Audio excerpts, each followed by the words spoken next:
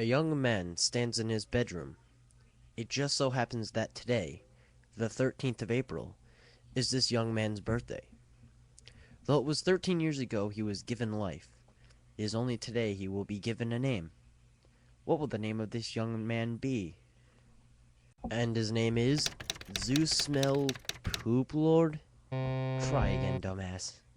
Let's try this again. John Egbert. Let's go check out your living quarters then, John. As was stated before, your name is John. As previously mentioned, it is your birthday. A number of cakes are scattered about your room. You have a variety of interests. You have a passion for really terrible movies. You like to program computers, but you're not very good at it. You have a fondness for paranormal lore and are an aspiring amateur magician. You also like to play games sometimes. What do you do? John, quickly retrieve arms from the drawer. Your arms are in your magic chest, Boop Lord. John, remove cake from magic chest. Out of sympathy for John's perceived lack of arms, you pick up the cake for him and put it on his bed. John, quickly retrieve arms from magic chest. You retrieve your fake arms from the chest. You use these for hilarious antics. You capture log them in your Sylladex. You have no idea what that actually means, though. There are other items in the chest. Examine contents of the chest. In here, you keep an array of humorous and mystical artifacts, each one a devastating weapon in the hands of a skilled magician or a cunning prankster. You are neither of these things.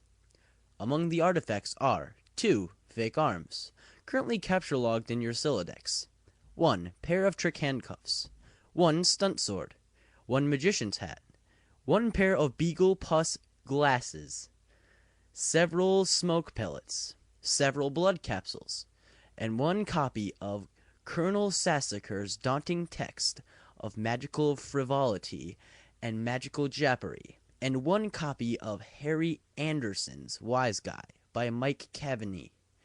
Some of this stuff may come in handy at some point. For now, you decide just to take the smoke pellets. John, capture log smoke pellets. You stow the smoke pellets on one of your capture log cards in your Sylladex. You still aren't totally sure what that means, but you are starting to get the hang of the vernacular at least. You have 2 empty capture log cards remaining. John, equip fake arms. You aren't totally sure if equip is a verb copacetic with the abstract behavioral medium in which you dwell, but you give it a try anyway. Unfortunately, you cannot access the fake arms. Their card is underneath the one you just used to capture log the smoke pellets. You will have to use the pellets first in order to access the arms. But this is probably unadvisable, since you just make your room lousy with smoke. Your Syladex's fetch modus is currently dictated by the logic of a stacked data structure. You are never all that great with data structures, and you find the concept puzzling and mildly irritating. But with any hope, perhaps you'll advance anew. More practical fetch modi for your Sylladex with a little more experience. John, examine Problem Sleuth poster. Is it even possible to get any more hard-boiled than that? You really doubt it. This poster was one of your wisest purchases. There is a nice spot on the wall next to it. You've been meaning to hang another poster there soon. John, read note on drawer. This note is rich with the aromas of fatherly aftershaves and colognes. Beside the note is a rolled-up poster. Happy birthday, son. I'm proud of you. John, take poster. Another birthday artifact. You wonder what is printed on the poster. You'll need some way to hang it on your wall. John, acquire hammer and nails. They will come in handy. You first place the hammer into your Sylladex, but now all of your capture log cards are full. You wonder what will happen if you try to take the nails. You guess it doesn't hurt to try. John, take nails. You capture log 4 nails into the top card and push all the artifacts down a card. The fake arms are pushed entirely out of the deck. Oh well, they're probably completely useless anyway, but you probably don't want to do that again, unless you want to drop the smoke pellets and suffer the consequences. In any case, you now feel like you've gathered enough things to get down to business and do some really important stuff. The next thing you do will probably be exceptionally meaningful. John, squawk like an imbecile and shit on your desk. That is the dumbest idea you've had in weeks. Stupid, stupid, stupid. And yet, the polished surface of your desk, it beckons. John, combine the nails and the hammer. You merge the top two cards. The hammer and nails are now capture log on the same card and can be used together. Use hammer and nails on poster. You use the hammer and nails card in conjunction with the card beneath it. John, nail poster to wall. You use the hammer and nails and poster on the blank space on the wall. It is glorious, exactly what you wanted. The old man really came through this time. John, examine Con Air poster. Put the bunny back in the box. I said, put the bunny back in the box. Why couldn't you put the bunny back in the box? John, examine Deep Impact poster. Morgan Freeman's genteel homespun mannerisms were perfect quality for a president residing over a crisis. Oceans rise, cities fall, hope survives. Wow. Films about a pending apocalypse fascinate you. Plus, a black president? Now you've seen everything. John, examine calendar. You marked your birthday, the 13th of April. Another day you marked was supposed to be the arrival date for the highly touted Suburb Beta launch. It's been 3 days already. It's starting to become a sore subject with you. John, eat cake. You're sick to death of cake.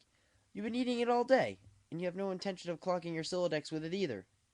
The cake stays put for now. You hear a notice from your computer. Someone is messaging you. John, examine incoming message. You pull up to your computer. This is where you spend most of your time. You decorated your desktop with some rather handsome wallpaper which you made yourself. You're really proud of it. Your desktop is also littered with various programming project files. You are so bad at programming sometimes you wonder why you even bother with it. Your Pester Chum application is flashing. Someone is trying to get in touch with you. John, open Pester Chum. Only one of your chums is logged in. He sent you a message. John, open message. Hey, so what sort of insane loot did you rake in today? I got a Little Monsters poster. It's so awesome. I'm going to watch it again today. The apple juice scene was so funny. Oh hell, that is such a coincidence. I just found an unopened container of apple juice in my closet. It is like fucking Christmas up in here. Okay, that's fine. But I just have one question and a word of caution. Have you ever seen a movie called Little Monsters starring Howie Mandel and Fred Savage? But the seal on the bottle is unbroken.